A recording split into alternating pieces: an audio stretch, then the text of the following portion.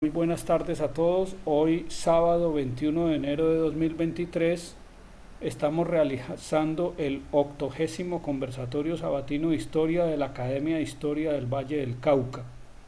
Hoy tenemos como conferencista al arquitecto José Luis Giraldo Jaramillo, quien nos va a dar una conferencia sobre la historia del barrio San Antonio, pasado, presente y futuro del barrio San Antonio de Cali. El arquitecto José Luis Giraldo Jaramillo obtuvo su título de pregrado en la Universidad del Valle, luego con una carrera de 5 años, luego obtuvo un título de especialización en restauración de monumentos en la Facultad de Arquitectura de la Universidad de los Estudios de Roma, La Sapienza, ¿sí? Hizo unos diplomados en Historia de la Arquitectura en el Centro Internacional de Estudios de Arquitectura Andrea Palladio en Vicenza, Italia, y también un curso de Cultura Internacional sobre el arte de Rávena y de Bizancio, técnicas de desecación de edificios húmedos causados por aguas freáticas en la Universidad degli Studi di Bologna en Rávena, Italia. Él ha sido profesor asociado a la Facultad de Arquitectura de la Universidad del Valle, ha tenido cátedras en diseño urbano, conservación de centros históricos, también en conservación de bienes culturales urbanos, en restauración de patrimonio. Ha dictado seminarios y conferencias a nivel nacional y también a nivel internacional. Él ha sido distinguido con algunos reconocimientos, por ejemplo, por la Junta de Acción Comunal del barrio San Antonio, por su labor de rescate de ese barrio tradicional de nuestra ciudad. Recibió la condecoración Medalla Diego Salcedo de la Alcaldía Municipal de Buga, municipio Ciudad del Valle, por su trabajo de protección del patrimonio de esa ciudad. Obtuvo también un pergamino de reconocimiento de la Sociedad de Mejoras Públicas de Cali por la protección de la Casa Colonial, que es la sede de esa Sociedad de Mejoras Públicas, y le fue otorgada la Medalla al Mérito Cívico Santiago de Cali en la máxima categoría, condecoración otorgada por la Alcaldía Municipal de esta ciudad de Santiago de Cali. El arquitecto José Luis Giraldo tiene una larga experiencia en restauración de edificaciones y monumentos. Ha participado en diversos proyectos de revitalización urbana, particularmente en el Centro Histórico de Cali, con la revitalización del barrio La Merced, el sector del centro histórico, el sector cultural del centro histórico, también en la revitalización del barrio San Antonio. Ha participado también en los proyectos de restauración del centro de la Hacienda Colonial Cañas Gordas, que es un monumento nacional, un bien de interés cultural nacional. En la identificación historiográfica, la arquitectónica y paisajística ambiental, y el proyecto de restauración de ese monumento nacional. El arquitecto Giraldo también participó en el estudio historiográfico, arquitectónico y paisajístico ambiental para la conservación de la Hacienda Arroyo Hondo de Cali, la Hacienda Piedechinche, que es la sede del Museo de la Caña de Azúcar. Ya él nos dictó una conferencia sobre la restauración y remodelación de la iglesia y convento de la Merced, que también es un monumento, un bien de interés cultural nacional, un monumento nacional. Él también ha participado en la restauración de la Capilla San Antonio, proyecto de restauración y revitalización de la Hacienda El Paraíso en Cerrito, de la Catedral de Nuestra Señora del Palmar en Palmira, del Teatro Jorge Isaacs de Cali, del Teatro Municipal de Buga, de la Casa del Virrey en Cartago. Ya mencioné la Casa de la Sociedad de Mejoras Públicas de Cali, también la Capilla Doctrinera de San Andrés de Pisimbalá. Entonces él tiene pues una amplísima experiencia en restauración, remodelación, valorización, revitalización de edificaciones arquitectónicas de interés cultural y bienes arquitectónicos patrimoniales. Entonces el arquitecto José Luis Giraldo nos va a dictar hoy una conferencia sobre el barrio San Antonio de Cali. Con esta presentación entonces le cedo la palabra al arquitecto José Luis para que inicie su conferencia. Adelante. Buenas tardes a todos. Muchísimas gracias a la Academia de Historia por invitarme nuevamente a estar con ustedes y con todos los demás personas invitadas a esta charla. A última hora cambié un poco el tema, porque para hablar del barrio de San Antonio tengo que hablar prácticamente de todo el periplo que ha tenido la ciudad de Cali desde que en 1967 se hicieron los primeros estudios y todo ese recorrido de cantidad de protagonistas, no solamente yo, que a lo largo de estos 50 años han participado de una manera u otra en la conservación del patrimonio, de lo que hoy en día por ahora está circunscrito como el Centro Histórico de Cali, centro histórico que debe abarcar también San Antonio y que el PEN en 1915, en el 2015 lo dejó por fuera y que hoy en día forma parte del centro histórico de la ciudad. Por eso hablo de estos 50 años en que de una manera muy coloquial les voy a hablar no solamente de algunos aspectos en que yo participé, sino de muchas otras personas que por parte del Estado o de manera particular o a través de las instituciones han colaborado en la conservación del patrimonio. Partimos de 1959, cuando por primera vez en Colombia el Ministerio de Educación establece la ley 163 sobre conservación de centros históricos, pero cosa curiosa, únicamente se refería a los centros históricos coloniales: Cartagena, Tunja, Villa de Leyva, Cartago, Buga y entre ellos Cali. Y después de 40 años, en 1997, se crea el Ministerio de Cultura y establece al mismo tiempo, surge la ley la Ley General de Cultura 397 de 1997, que es la ley que rige a todo el patrimonio de la nación. Es muy importante aclarar que la ley 397 se apoyó para su redacción completa, que duró muchos años, todavía están modificando la del 97 hasta el 2018, se apoyó en los principios internacionales de la UNESCO, del ICOM, el Instituto Internacional de Monumentos y Sitios, cuando en el 65 adopta todas las normas de conservación internacional de la Carta de Venecia. Esto es muy importante porque la ley aquí no nació sola. Todos los países de Latinoamérica que están inscritos a la UNESCO se han regido por esta política del ICOMOS de conservación internacional.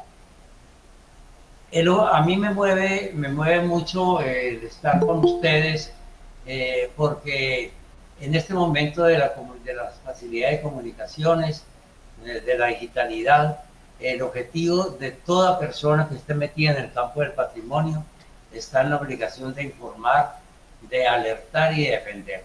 Y eso mismo le pido yo a la Academia de Historia, a instituciones que hay algunas que pueden estar ahí acompañándonos, o al Estado mismo.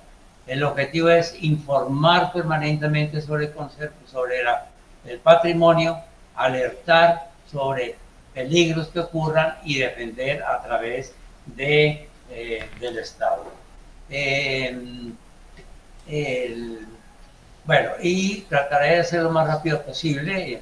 El conocimiento sobre patrimonio y conservación debe ser popular, no elitista, únicamente para profesionales. Hasta ahora, todos los que se han metido en el campo de la conservación del patrimonio, más que todo han sido profesionales, pero todo lo que es la gran masa, que es la que produce cultura, y me refiero al Valle del Cauca, no tiene este conocimiento. El Estado y las instituciones culturales no se han acercado a la comunidad. Y es un gran error porque la comunidad es la que está produciendo cultura.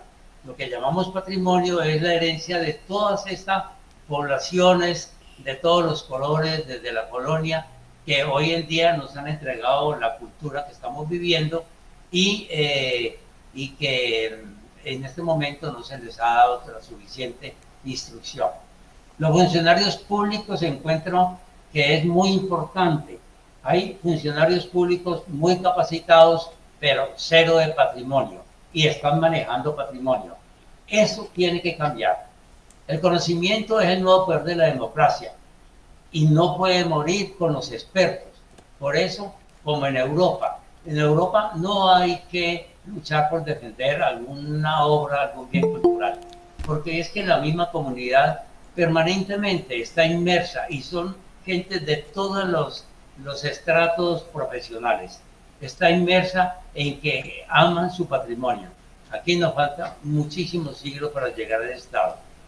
La ventaja es que la población, cuando conoce, aquí en el Valle, que si conociera más su cultura, se empoderaría de esta información, se concientizaría y comenzaría a difundirla en las generaciones siguientes.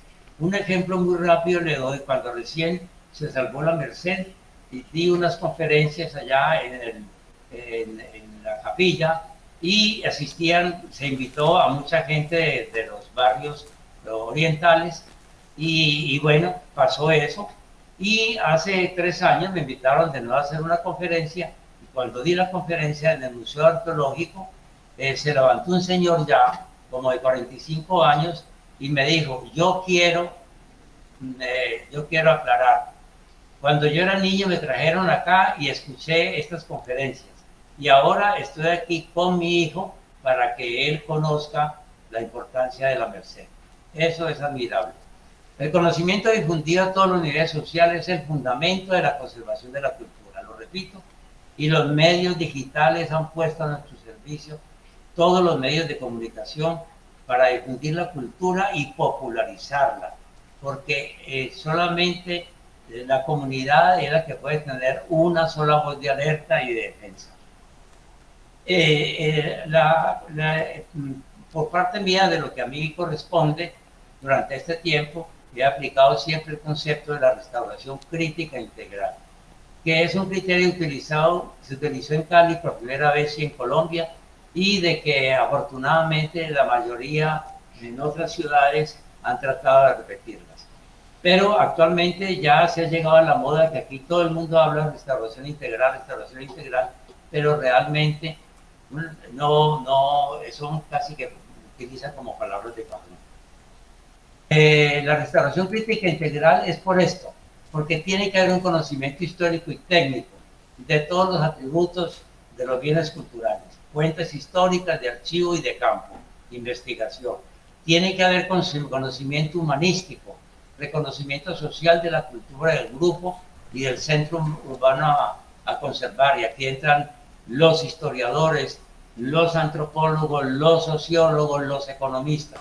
Tiene que existir ese conocimiento previo, y también el conocimiento del medio ambiente y ecología territorial.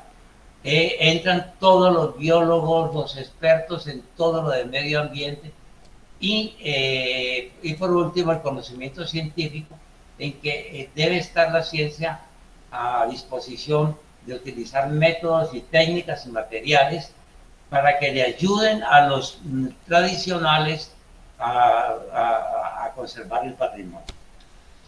Y aquí entramos ya en lo que es lo que pasó cuando llego yo en 1967. Me encuentro que planeación estaba preocupada en esa, y también quiero aclarar que los funcionarios de planeación de esa época, hasta los años 80, 85, mis reconocimientos porque ellos me apoyaron muchísimo y cada vez trataron de mejorar la oficina de planeación en esa época para poder conservar no solamente la Merced, sino que luego la extendieron a estos otros sectores.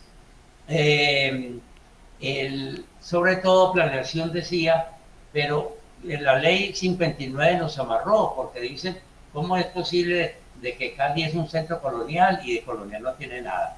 ¿Por qué? Porque en esa época, a raíz de los panamericanos, surgió y posterior el plan regulador de los años 70, un movimiento fuertísimo de modernización del centro de la ciudad. Todo Parque de Caicedo, San Francisco, toda esta zona, buena parte del Empedrado, surgían cantidades de edificios de 10, 12 pisos de apartamentos, unos pocos de oficina, los de oficina en el Parque de Caicedo, que fueron los primeros, pero también hubo un hecho muy interesante. A raíz de la modernización, deciden que todas las oficinas de la administración municipal, hay que meterlas en un solo edificio. Y entonces hacen el centro administrativo municipal, el campo. Pero para ello, el único sitio era una playa del río Cali y estaba el batallón Pichincha y lo destruyen. Ninguno les dolió.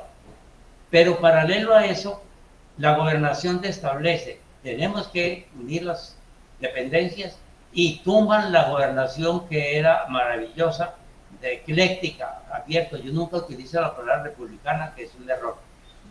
Todo este movimiento que llaman republicano es el movimiento europeo del eclecticismo, que fue la primera modernización, en la antesala para la arquitectura premoderna estructuralista. Y hacen esta edificación. Entonces, cuando llego, le planteo la planeación.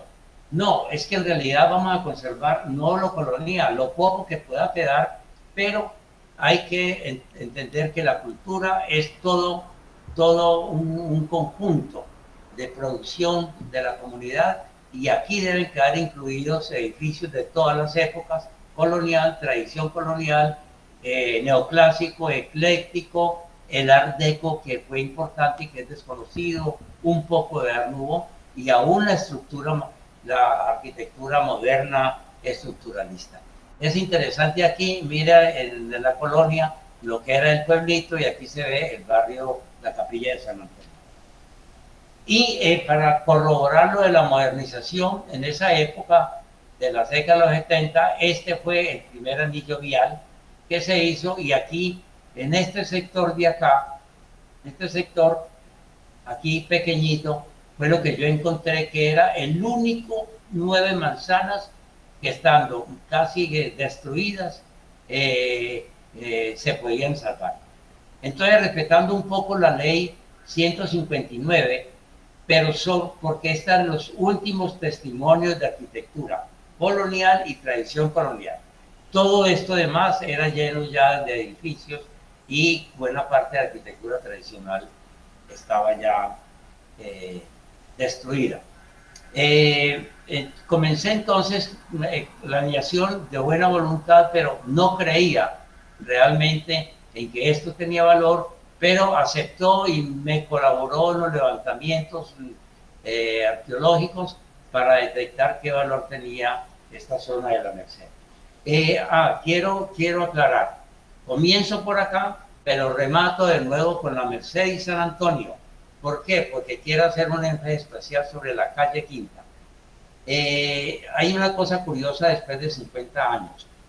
El alcalde Marino Rengifo, cuando le presenté el estudio de la Merced, que luego se llevó a Colcultura para su aprobación en Bogotá, tenía que dar acá el concepto sobre si se conservaba la Merced y sobre todo si se podía se podía interrumpir la ampliación de la carrera cuarta y la carrera quinta, que estaba a 2 cuadras de la calle Quinta, porque era ya una vía arteria y todo lo iban a destruir. Y el alcalde, en un momento de decisión y preocupado de que se iba a echar encima a los políticos, dijo: pase lo que pase, se conserva este sector de la Merced. Y ahora, 50 años después, el nuevo alcalde, a quien le reconozco ciertos proyectos culturales importantes, sobre todo en el campo de la conservación del patrimonio intangible, lanza el año pasado una idea que me parece que estaba en mora de pasar, pues, de los otros alcaldes. La calle Quinta separó a la Merced de San Antonio. Antes éramos todo unido y decidió que de nuevo había que peatonalizar este tramo pequeño de 5 cuadras hasta la carrera 10 para volver a unirlo, que se llamaría la Paseo de San Antonio, pero más que todo el propósito de él es unir culturalmente estos dos barrios. Y aquí pongan cuidado que esto es lo que yo voy a insistir en el actual concurso que existe de la calle Quinta. El objetivo era unirlos, según palabras de él. Sus funcionarios, entonces, no sé cómo lo interpretaron, pero ahora hablaré del resultado. Aquí algo muy interesante: el plan oficial de 1925, encontré como un archivo importantísimo toda esta isla, que es donde está actualmente el campo, la Merced, donde encontré parte de la plazoleta. Yo descubrí un pedacito nomás, porque todo esto era un baldío. Y aquí encuentro la calle Quinta. Mire, la calle Quinta era una calle común y corriente que nos unía. Desde que abrieron la calle Quinta se conmocionó el barrio de San Antonio, porque o en parte le favoreció porque nos convertimos. Yo me vine a vivir aquí a San Antonio, en un pueblito. Aquí es como un pueblito de cualquier pueblo del valle. Y la Merced se convirtió en el centro cultural. Para hacer la investigación que me ayudó planeación, para sorpresa, en esas manzanas encontré que todavía está el trazado del damero colonial de la fundación, de 4 solares de 50 por 50. Pero se conservaba aquí el convento de la Merced, que gracias a los historiadores de la primera época del siglo XX, de la primera mitad, me sirvió de apoyo al historiador Gustavo Arboleda cuando él me dio los primeros datos de que aquí había sido el sitio donde se había hecho la primera misa, que me sirvió para hacer una investigación arqueológica y comprobar.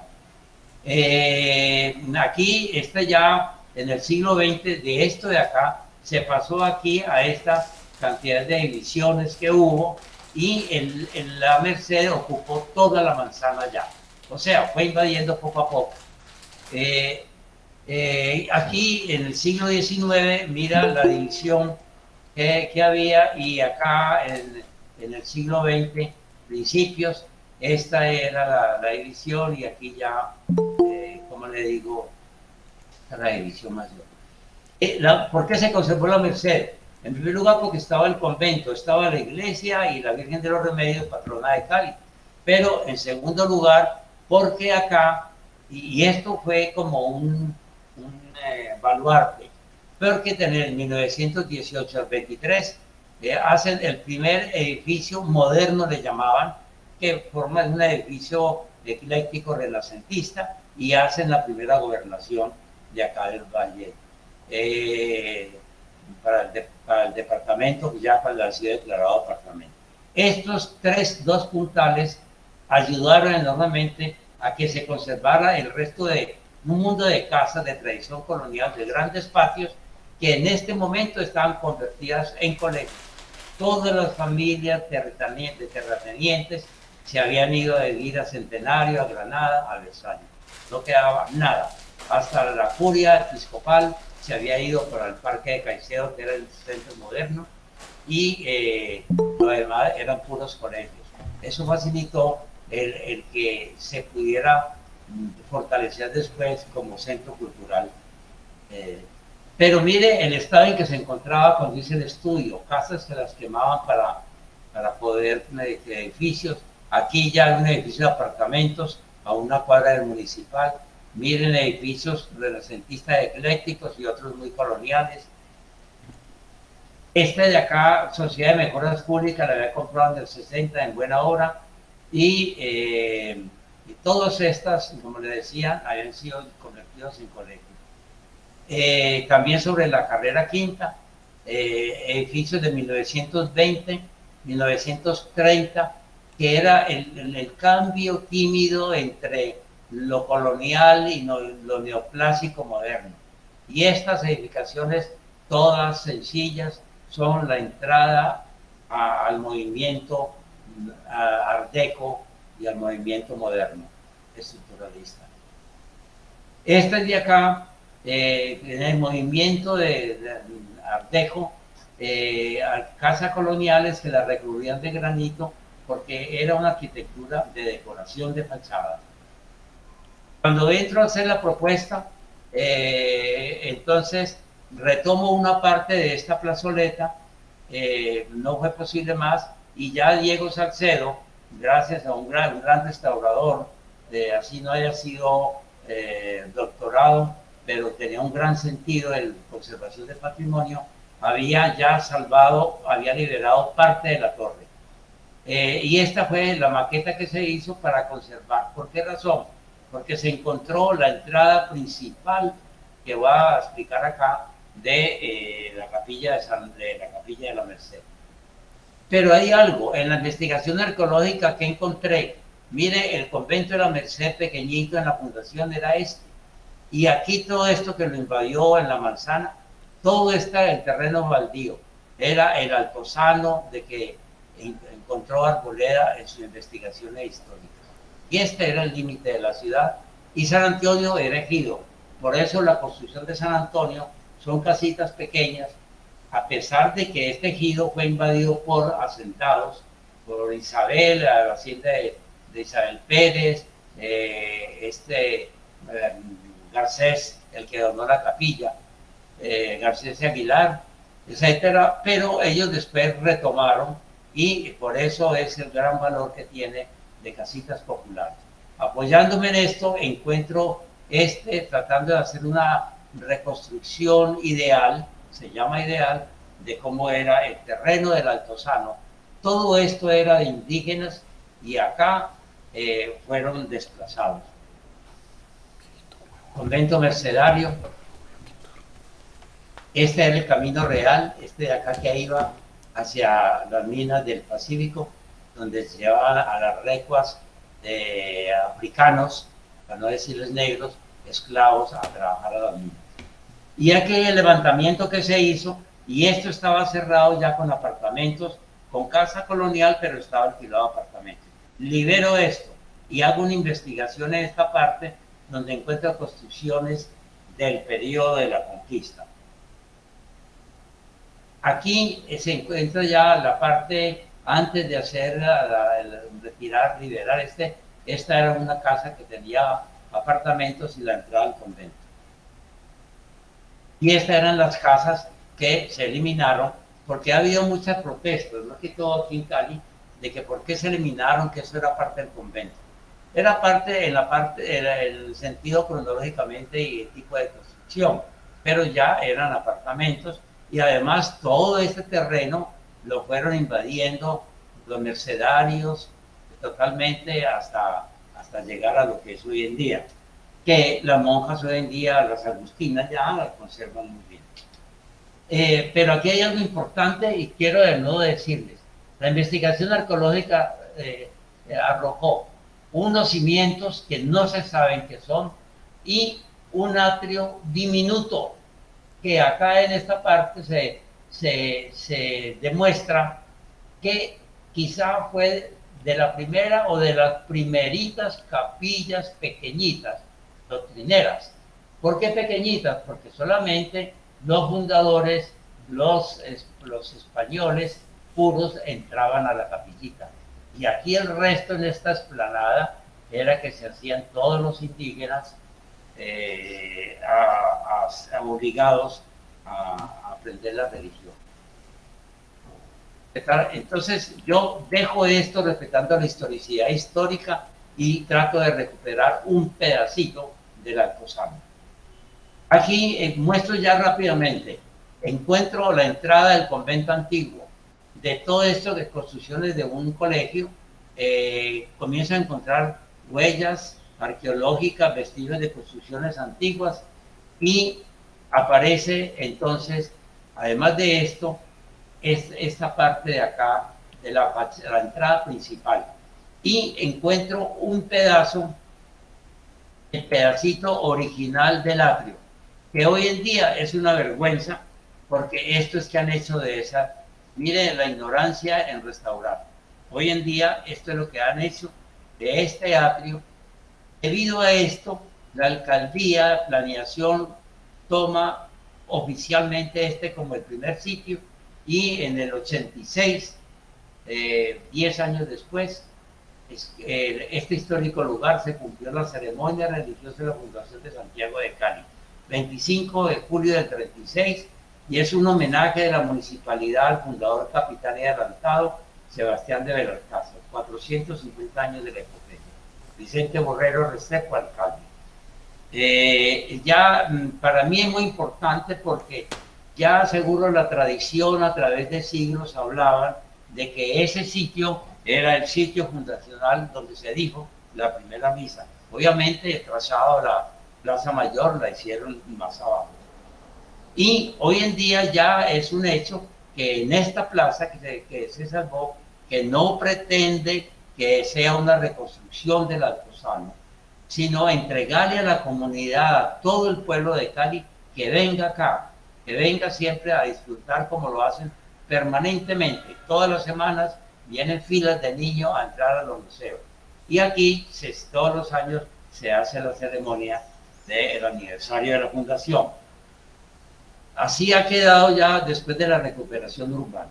En esta parte quiere decir, protagonistas entraron acá para salvar esto: el alcalde, planeación, el Marino Arequipo, los funcionarios de planeación, y un gran reconocimiento a todos los columnistas, a todos los periodistas, que si no hubiera sido por ellos, que comenzaron a difundir a través del periódico todo lo que se estaba encontrando, y el futuro que pueda tener como un centro cultural, no se hubiera podido lograr. Pero aquí hay algo que quiero destacar. Solamente 2 o 3 arquitectos que habían estudiado en Europa me apoyaron e hicieron mucha fuerza. Las directivas de la Sociedad Colombiana de Arquitectos, que tenía acá sus oficinas, nunca quisieron apoyar este proyecto, porque decían que eso era signo de atraso, este proyecto, y que la ciudad tenía que modernizarse. Ahora, en esta época, quiero hacer al final una anotación de la Sociedad de Arquitectos actual, que teniendo una casa también acá comprada en la Merced, se olvidó del sector histórico de la Merced, patrimonial, y el sector de la Merced de San Antonio para hacer el concurso de la calle Quinta. Eso es algo que yo quiero alertar, y pido muy respetuosamente a la administración municipal que revise los planteamientos de las bases de cultura. En el 70 ocurrió algo importante. De esas casas viejas se vino el Museo Arqueológico de la Merced, Sociedad de Mejoras Públicas, el Teatro Municipal, el Banco de la República con el Museo del Oro, algo increíble, arte religioso, Proartes, Palacio Arzobispal, y en los últimos años, afortunadamente, se viene para este centro la Secretaría Municipal de Cultura. Pero aquí quiero hacer un llamado de buena voluntad hacia la Secretaría de Cultura, hacia la Alcaldía. La Secretaría Municipal de Cultura tiene, a partir del año 14, que se pasó definitivamente, tiene casi una obligación moral y ética de ser la coordinadora, líder de todas estas instituciones que han luchado por décadas y ya se organiza para hacer hace unos años los viernes y crearon los viernes culturales y entre todos hacían presentaciones, todas estas instituciones, pero ruedas sueltas. A esto se le suma Confandi, que aunque está en la octava, forma parte del centro histórico, que tiene una labor y no es reconocida la labor cultural que hace. Y Confenalco, que además de conseguir la capilla San Martín de Porras para que se presentara la orquesta sinfónica, es necesario que se le haga un impulso para que amplíe toda su propuesta cultural. Solamente a través de, aquí no hay junta comunal como en San Antonio, pero hay la junta de instituciones. E insisto, la subdirección de patrimonio tiene que tomar las riendas de coordinar con todo respeto a todos los proyectos importantísimos que hacen esta institución. Esto lo digo porque es que estoy hablando a través de un recorrido de 50 años.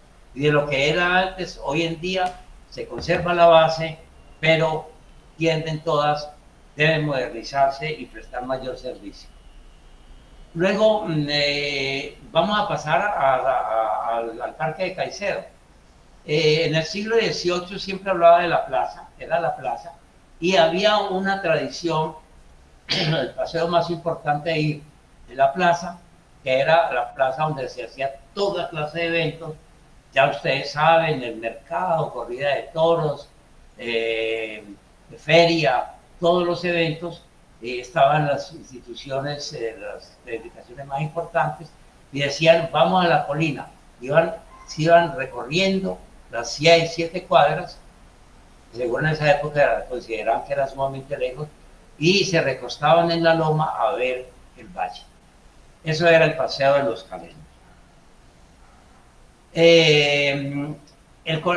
Hoy en día el parque es el corazón de la ciudad, es el centro urbano vial, es el centro social de encuentro, y desde antes, si ese era el encuentro de todos los paisanos, en la década de los 50 hasta los 80, esa era la oficina donde encontraban todos los señores ya de edad, y luego fue la oficina donde se hacían los negocios de obreros, de trabajadores, allí se encontraban, decían, vamos a la oficina.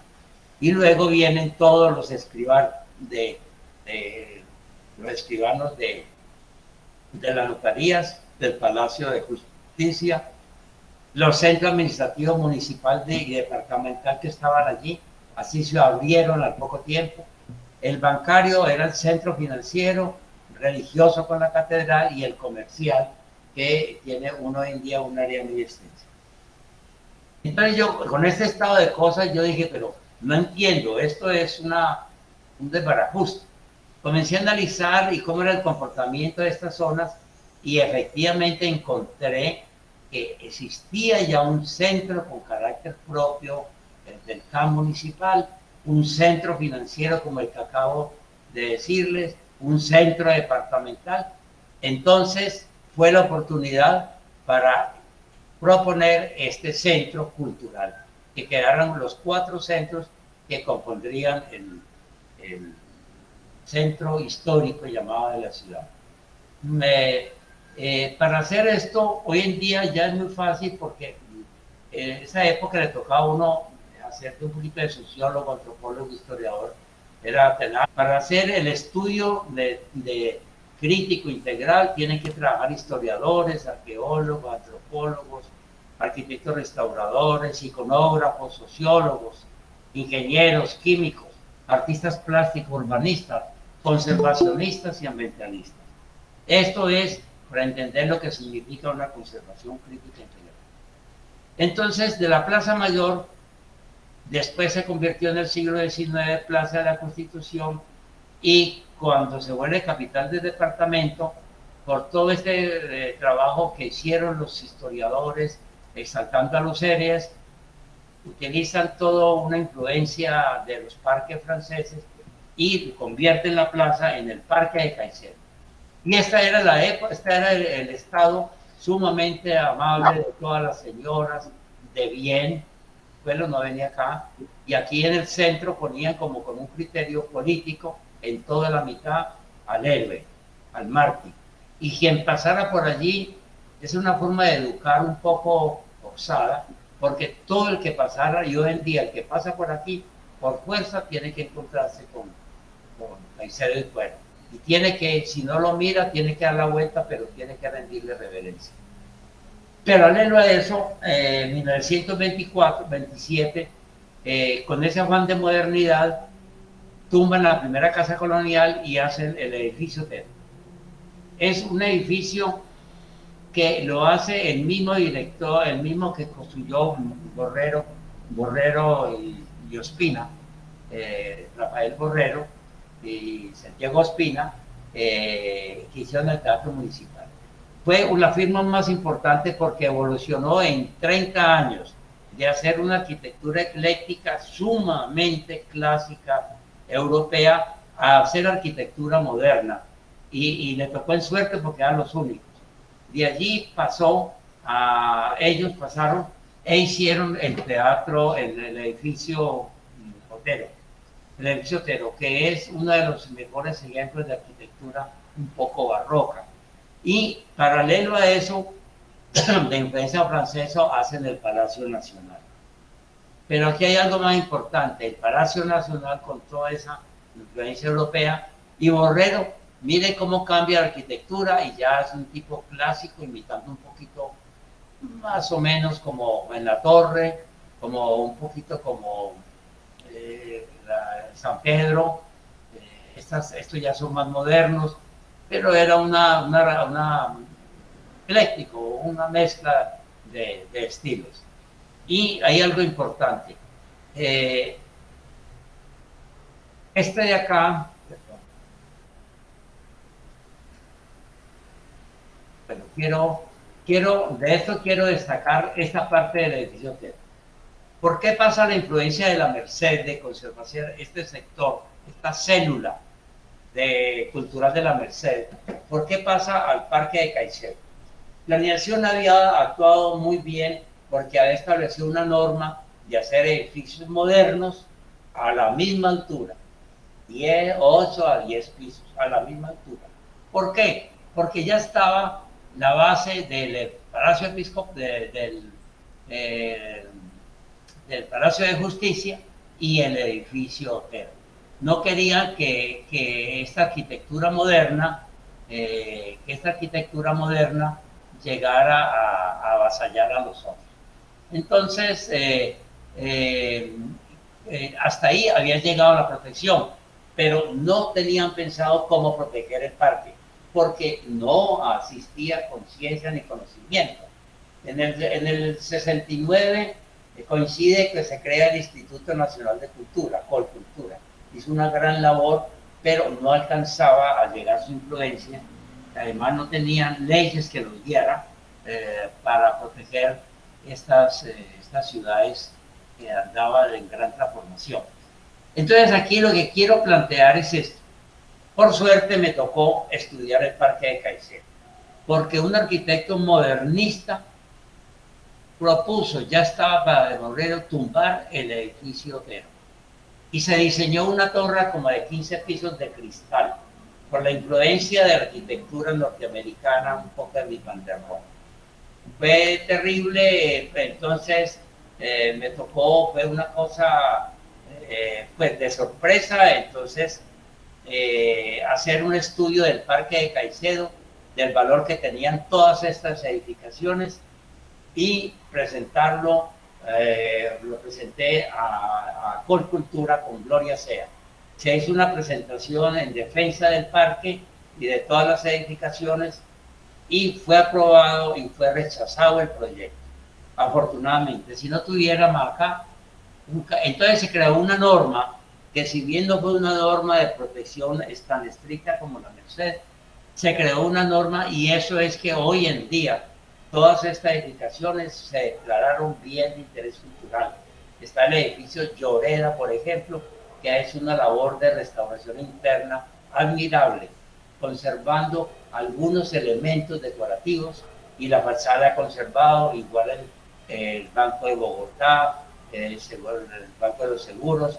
Desgraciadamente, en una época de mucha plata, cuando el Banco de la República, que tiene un edificio muy importante, vio que convenía irse para la Merced por cuestión de imagen, se trasladó allá, aunque tumbó toda una manzana antigua, pero hizo un edificio realmente en altura respetuoso y dejó este edificio en la esquina del Palacio del Banco de la República y hicieron una remodelación de fachada que no es dado que trató de meterse en el contexto, pero es casi una arquitectura de fachada, porque la estructura original está dentro.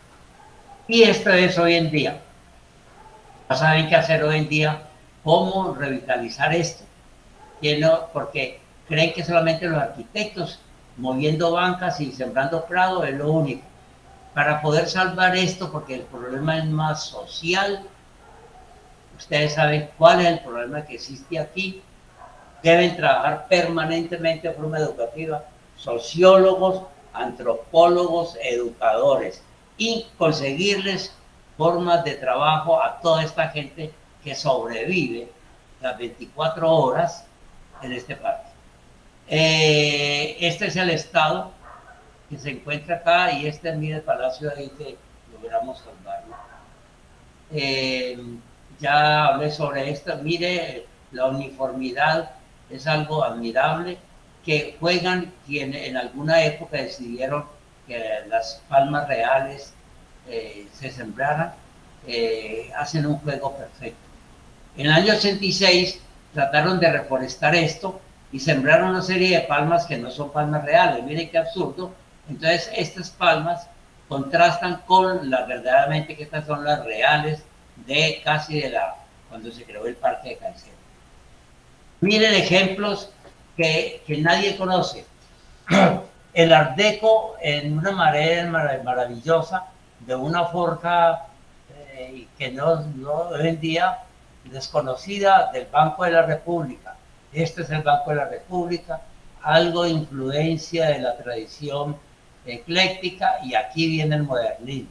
Pero aquí viene el Art Deco en el remate con toda una simbología de logos, casi de logosímbolos. El hotel, esto es el edificio de los seguros.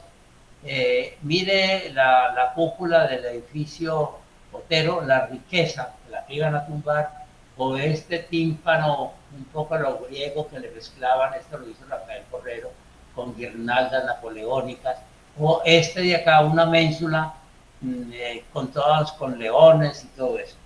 Hay que estudiar todo esto y difundirla a todo el mundo. Los medios digitales permiten, con mucha economía, hacer conocer esto. Vuelvo y repito, aquí ya explico todas las diferentes épocas de la modernidad. Este es el último, pero ya a una cuadra, que es el Banco Popular, definitivamente moderno, pero no está muy claro.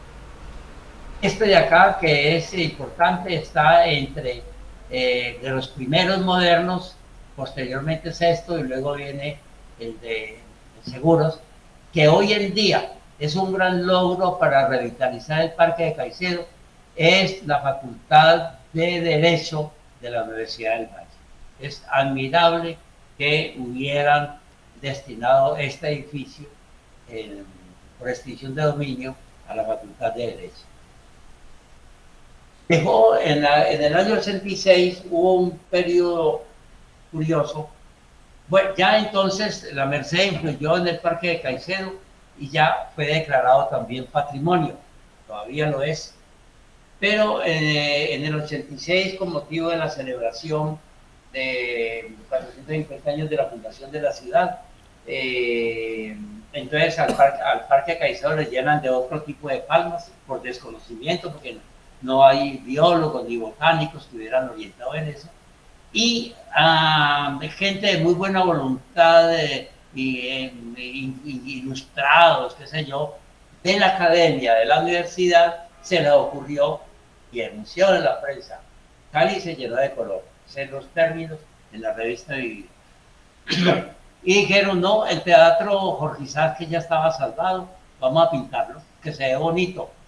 El patrimonio no es cuestión de bonito, sino de autenticidad, que simbolice la cultura. Y la pintaron así. Este es un edificio de influencia Mies van der Rohe, muy prudente, muy bueno del Parque de Caicedo. Entonces llega el Palacio Nacional, que se habían pasado para acá, y miren lo que hicieron. No quiero calificarlo, pero ustedes saben por qué no estoy de acuerdo con esto de los colores. Por la sencilla razón, y el Teatro Municipal lo pintaron de amarillo, yema. ¿Por qué razón? Porque yo tuve la oportunidad de conocer antes de morir a uno de los socios de Rafael Borrero, Ospina, el ingeniero. Y él me contó que a él le tocó vivir los primeros 40, 50 años de la década en Cali, donde esta influencia francesa, ecléctica, neoclásica, todo era blanco, porque esta arquitectura de influencia griega y romana en Europa es blanco. Porque además también en los años 30 y 20 no estaba la fábrica Pintuco, ni muchas otras fábricas. Entonces, no solamente porque respetaban la corriente, no únicamente de las formas, sino del color europeo, sino porque tampoco existía esta pintura. Y llega la empresa, la industria, y convence a todos estos intelectuales, académicos, que no conocen ni en el medio, y dice, no, vamos a llenar a Cali de color. Entonces, este es otro protagonista, para bien o para mal, participan también allí. El país y Occidente hicieron, sobre todo el país, un gran aporte en difundir la cultura con amparo de Jaramillo, con una revista que se publicó por muchos años, para proteger el patrimonio.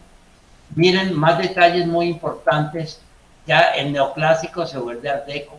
Miren todas estas formas, un poco Art Nouveau y Art Deco.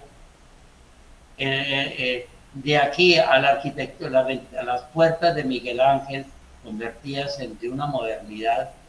Sabían lo que era Miguel Ángel tampoco, no decir que lo modernizaron, pero todo esto viene de todas esas raíces del periodo clásico de 1500.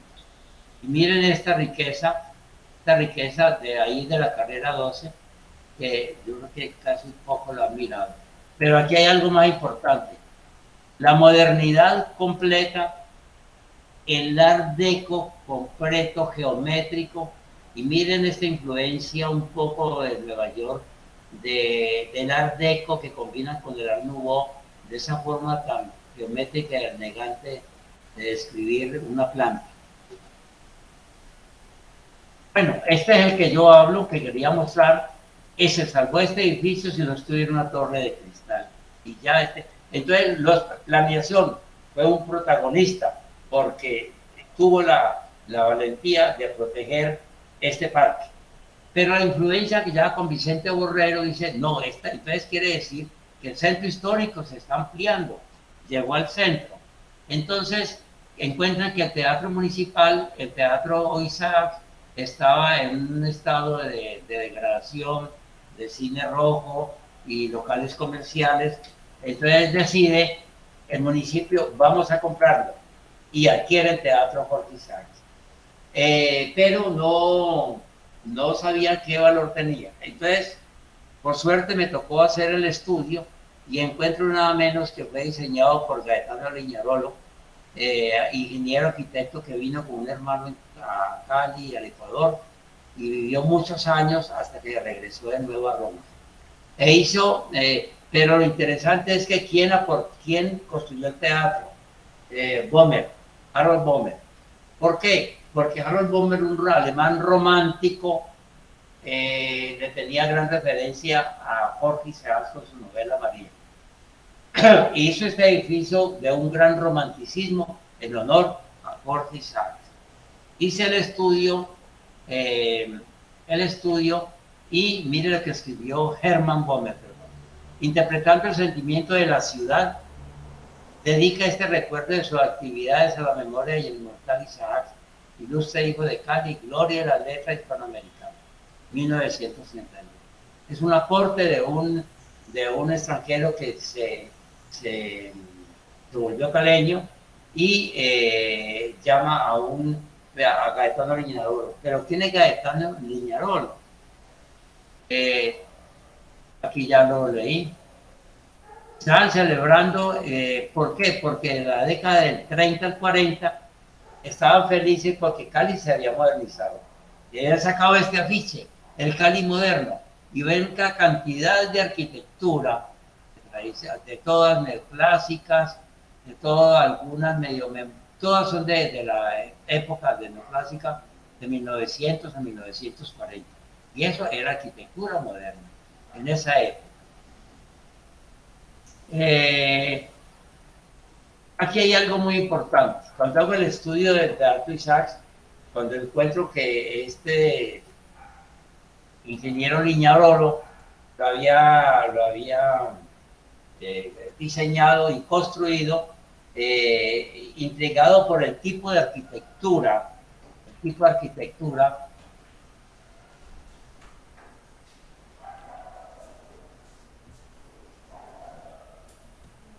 esto duró muy poco como teatro porque llegó el cinematógrafo a los pocos años y tuvo que cerrarlo. Este tipo de arquitectura, que era una mezcla clásico, totalmente clásico, pero una mezcla con todas estas columnas rectas, rectilíneas, o sea, aquí es la fusión perfecta, siendo él de toda una educación italiana, más que nadie sabía lo que era el neoclásico, pero diseñado de la manera geométrica Art Deco. Es un edificio que está a caballo entre la cultura último neoclásico con el Art Deco y premoderno, porque la estructura interna por primera vez es columnas de concreto y losas de concreto. Y se declaró entonces en el 84 Monumento Nacional. ¿Por qué puedo decir con qué interesa el carácter de este edificio? Porque logré conseguir a un pariente de Barranquilla, un momento muy interesante, porque la reina de belleza del Atlántico, Magú Liñarolo, era nieta, y conseguí la dirección y le escribí, viviendo en Roma, estaba ya en Muchada poco antes de morir, le escribí, me esforcé a escribirle en italiano porque pensé que ya se lo olvidó al español. Me respondió en el más perfecto español. Este documento es importante porque me explica cómo construyó. Dice, por primera vez construí en concreto con hierro, que son columnas que vibran como cuerdas de guitarra, dice. Y el teatro lo puso en un segundo piso, de una gran modernidad. Bueno, no quiero detallar. Aquí lo que yo explico, el tipo de arquitectura. Todos estos detalles los digo porque es que el patrimonio está lleno de detalles. Pero también quiero aclarar, nosotros no estamos entendiendo que el patrimonio es arquitectura y calles y urbanismo. Patrimonio es lo que está dentro socialmente, toda la cultura del pueblo que usa estas edificaciones son las que realmente tienen valor. Los restauradores debemos trabajar más para la sociedad, junto con sociólogos, antropólogos, que para volverse un artista restaurando estas cosas. Quiero hacerme entender. De nuevo, miren los detalles de una elegancia maravillosa, con guirnaldas francesas.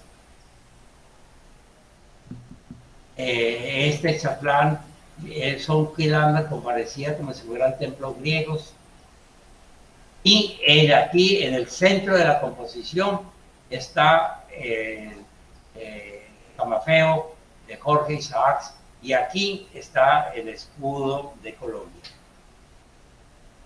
Jorge Isaacs. Y luego era tanto el interés de tipo urbano que en la terraza, en el ático, existían estas ninfas que iluminaban, la luz era muy mala en esa época, iluminaban formaban el teatro. Y en todo el chaflán, el escudo de Colombia con dos leones cuidando la guirnalda de la moneda. Y de esos detalles, todo esto debe ser difundido a través de medios fotográficos digitales, porque la gente hoy en día corre y no tiene. En la década de los 80, ¿qué pasó en la década de los 80? Habían pasado 10, 15 años cuando desarrolló la Merced, cuando pasó la influencia del Parque de Caicedo.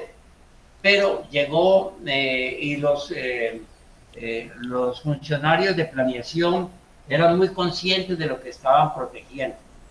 Pero en la década de los 80 comienzan a aparecer funcionarios muy estudiados en el exterior, pero realmente ya como es hasta ahora, con mucha mezcla de influencias políticas. Y en los 80, como la Merced se había consolidado enormemente como un sector cultural, se había consolidado, entonces la nueva funcionaria de planeación, muy educada, pero que no tenía la conciencia de los funcionarios anteriores, permitió esto. Permitió que en la manzana frente a la Merced tumbaran 3/4 partes de casas coloniales y tradición colonial. Esta era de tradición colonial y esto fue lo que hicieron. No estaba permitido establecer actividades financieras ni bancarias y les dieron permiso a la FES, que hoy en día desapareció por malos manejos, que se volvió una empresa financiera y dijeron no, llamemos a lo más granado de los arquitectos y urbanistas, decían ellos, ¿no? E hizo un edificio fuera de contexto. Fue el mayor atropello que ha podido hacer esa funcionaria. Eso ocurrió en esa década. Mientras algunos, como Vicente Borrero, estaban salvando el teatro Jorge Isaacs, aquí en la Merced estaban haciendo esto. Y esta era, por el otro lado de esa manzana, estas eran las casas, que era una evolución entre tradición colonial y el primer modernismo ya ecléctico. Y esto fue lo que hicieron. Esa es la realidad. Pero bueno, todo en la vida hay que aprovechar lo positivo.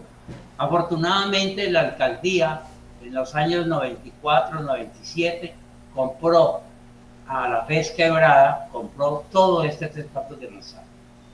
El que diseñó, muy respetable, por muchas edificaciones en todas partes, pero aquí podía esto haber estado en cualquier parte, menos allí.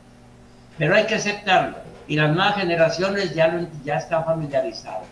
Afortunadamente, la administración municipal compra este edificio, que fue muy criticado, y hoy en día, después de 20, 23 años, está la Secretaría de Cultura.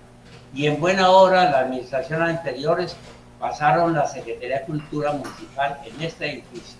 Y ahí funciona cantidad de actividades de tipo de patrimonio inmaterial, de reuniones, fiestas, etcétera, etcétera. Tiene un auditorio y está la Subdirección de Patrimonio Inmueble, que es la que se encarga de estas edificaciones. Pero en este momento la dirección es todavía muy pequeña. Y yo insisto, la Secretaría de Cultura tiene que ser la líder para que pueda coordinar las actividades culturales de todo el centro histórico, del Parque de Caicedo, está Instituto Popular de Cultura, se lo acaban de dar para el edificio Piel Roja, está San Antonio. Entonces yo creo que le tiene una tarea enorme de aquí en adelante la Secretaría de Cultura. Entonces ya en el 86 también, ¿qué pasó? En el Consejo se emocionaron y dijeron, bueno, San Antonio, cuando yo propuse la Merced, no me quisieron aceptar San Antonio porque era un pueblito realmente, era pueblo, como hoy en día lo que llamarían estrato 2, si acaso. Entonces me dijeron que no. ¿Por qué? Porque la calle Quinta ya estaba atravesada y era un barrio que estaba aislado. El Consejo Municipal decidió que podía tener valor y que había que hacer un estudio, entonces declaró bien de interés apenas, de interés cultural, no estaba seguro. Y coincide que entro yo con mis estudiantes a ver qué valor tenía. Y en esa época esto era San Antonio.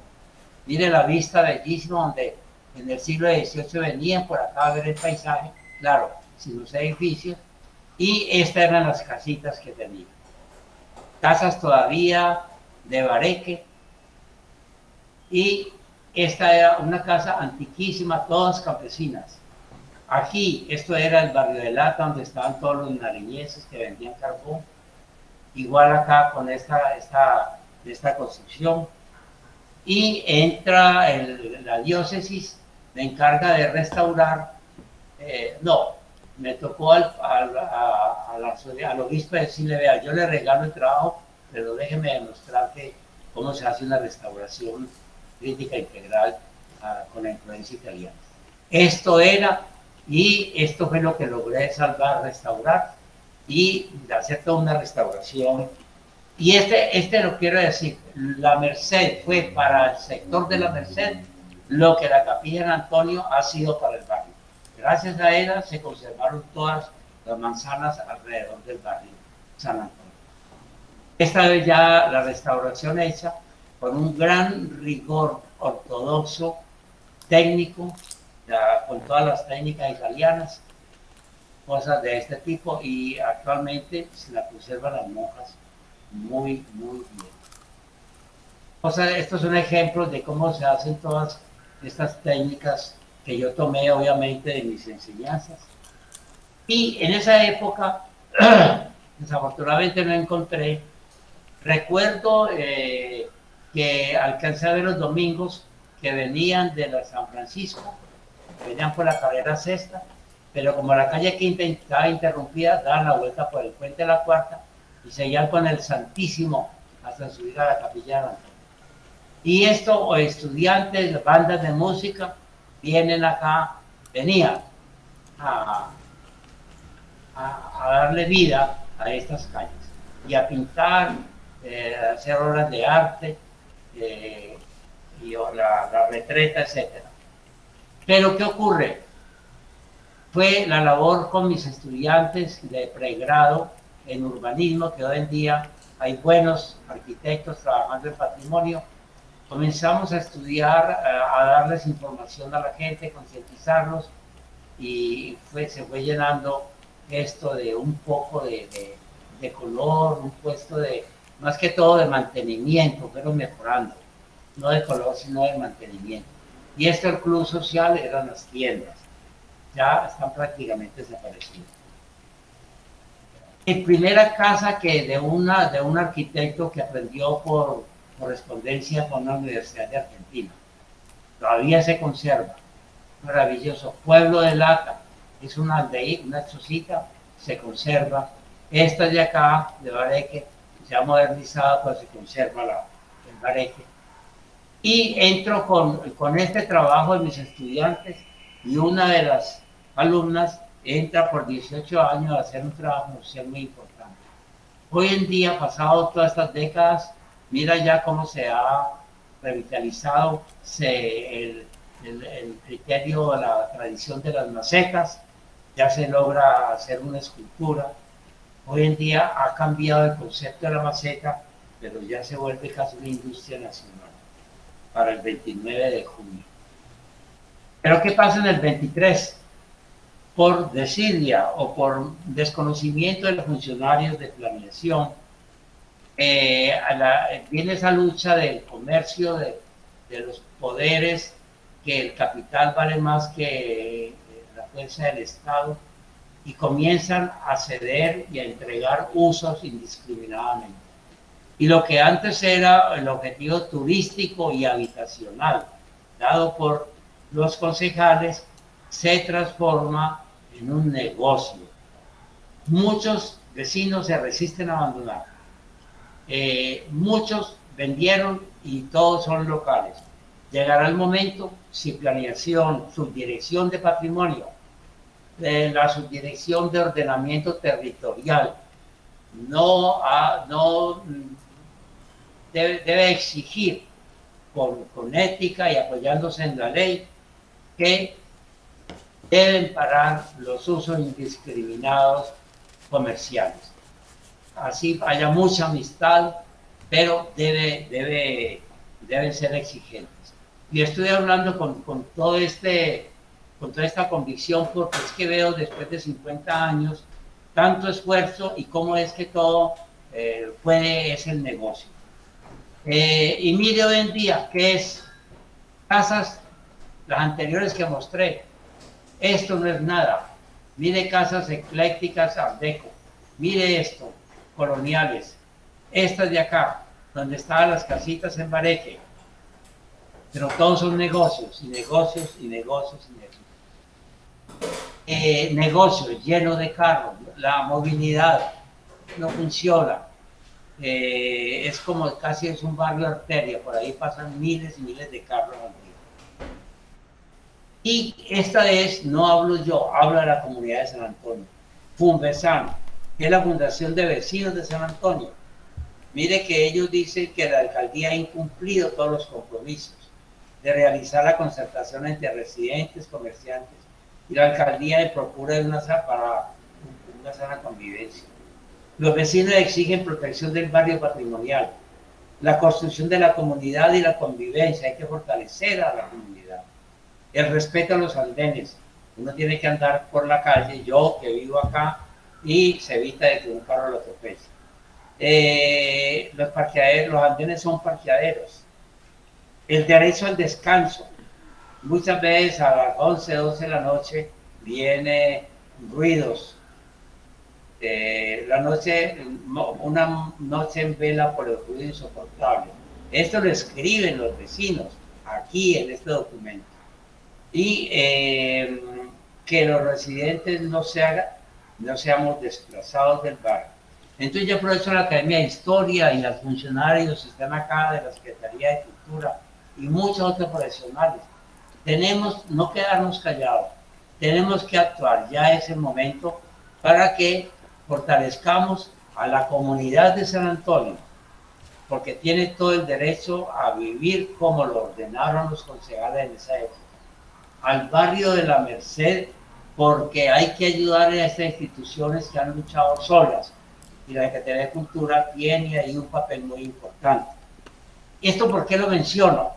Por la sencilla razón de que algo y han hecho planeación y han hecho unos intentos educativos de cómo sería la Merced sin carros, y estos intentos son positivos por la Subdirección de Ordenamiento Territorial. Pero mire esto de acá, eso que sin contar la cantidad de colores que ya le quitaron carácter. Y es que lo nuevo tiene que estar al lado, pero yo no puedo transformar, eliminar lo nuevo, lo viejo, para meter esto que es nuevo. Además, esto no es una corriente cultural arquitectónica, como fue el neoclásico, lo que fue el clasicismo, el art deco, fueron corrientes con manifiesto. Esto es lo que se llama la moda. La moda dura generalmente, ya por estadísticas, dura alrededor de 10 años. Hoy en día la moda dura 5 y a los 3 y 4 años ya esto lo cambiarán. Pero todo esto está por reglamentar. Y luego viene, y hago énfasis en estas dos ya para terminar, porque viene ya la apertura de la calle Quinta. En 1965 yo estudié esto, y este es el plano oficial de 1925, que esta era la calle Quinta. Cuando entré a estudiar acá a la Merced, ya rápidamente esto estaba todo en ruina, en demolición, la calle Quinta. Y aquí entra de nuevo el alcalde actual. Dice, lo dijo muy claramente el año pasado, voy a unir de nuevo a Merced con San Antonio. Una idea de avanzada. Será el bulevar, y le llamó Bulevar del Río, pero simplemente porque iba a tomar el Bulevar del Río, el bulevar que actualmente existe, que tiene grandísimos errores de diseño. Entonces, si todos quieren ir al bulevar actualmente, encuentran unas bancas con rejillas a los lados. Todos respiran allí gas carbónico, porque los miles de carros que pasan por debajo, esas son las ventilaciones que le hicieron los arquitectos.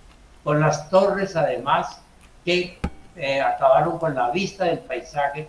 Uno a los 5 o 6 cuadras se veía la torre de la iglesia ermita. Hoy en día, vaya para que con ojo crítico, y esto, las administraciones posteriores tienen que rediseñar este desastre de diseño peatonal de la calle, de la torre, perdón, del paseo del río, Boulevard.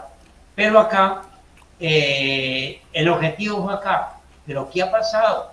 En este momento se lanza un concurso, encargan a la Sociedad de Arquitectos, que está metida en el centro histórico de la Merced. Y al igual que hace 50 años la sociedad no quiso apoyar la protección, la sociedad de hoy en día, que es una institución muy respetable, decide no. Eso se va a llamar, en la calle Quinta, se va a llamar Jovita el Río. Una cosa chistosa ahí. Jovita era una morena, de dientes africanos, bonita, que se creía reina, que inclusive en la época en que nos mojábamos de los pobres, la Universidad del Valle, en la fiesta de la universidad, una vez la tuvieron de reina, mojándose, la cosa más impresionante. Y ponen este concurso, que lo hicieron de buena intención, pero se apoyaron en la Sociedad de Arquitectos. Y la Sociedad de Arquitectos estableció unas bases del concurso donde no tuvieron en cuenta 50 años de vida de la Merced y no tuvieron en cuenta 35 años de vida de San Antonio. No les importó. Hicieron las normas únicamente y para curarse en salud mencionan, miren el PEP para la Merced y San Antonio, miren el PEP, el plan de ordenamiento, que ya está pasado de moda y hay que actualizarlo. Y hacen un contexto histórico al estilo académico antiguo, donde hablan de toda la historia de la ciudad, de un gran urbanista, Jacques Sapir, que murió, pero la historia. Pero hablan de la historia de la Merced, hablan de la historia de San Antonio, no. Entonces, de nuevo, la Sociedad de Arquitectos se ha quedado, creo que falló en estas bases de concurso. Aquí yo quiero aclarar esto. ¿Por qué lo estoy diciendo? Lo estoy diciendo porque tengo los argumentos necesarios. Nosotros tenemos acá, con los estudiantes hoy en día, arquitectos, restauradores, con 5 tenemos un grupo de patrimonio y nos inscribimos para participar en el concurso. La semana pasada se hizo, presentaron oficialmente las bases de concurso. El concurso tenía 2 elementos muy claros. Uno, que los contratistas de movilidad resolvían el problema vial por debajo, meterlo por el túnel, y los empates por Santa Librada y hacia el sur, sobre la vía Centenario para ir al norte. Ese es el primer problema que tiene que resolver. Y el segundo problema, entrar a hacer un proyecto maravilloso, social, urbanístico, comunitario, donde se debe unir los 2 barrios, la Merced y San Antonio, siguiendo la idea del alcalde. Pero quienes les correspondió dirigir esto, hicieron el concurso únicamente para ayudarle a los contratistas de movilidad a resolver unos nudos que no han podido resolver. Y no menciona la Sociedad de Arquitectos para nada cómo debe ser el diseño de este paseo peatonal, que debe ser la sala de integración entre los 2 barrios. Yo les digo esto, y a todos los funcionarios, a quienes competen, a la Academia de Historia, yo pido que puedan ayudar muchísimo. Es que esa es la sala, esta calle Quinta, es el gran paseo de los 2 barrios, turístico, cultural, de vida social, de todos los aspectos, con la mezcla comercial, recreativa de vida, no como en San Antonio. Pero esto no se ha hecho. Conclusión del Grupo Patrimonio: se retiró del concurso protestando, porque han ignorado completamente el valor de la Merced y el valor de San Antonio. Bueno, muchísimas gracias.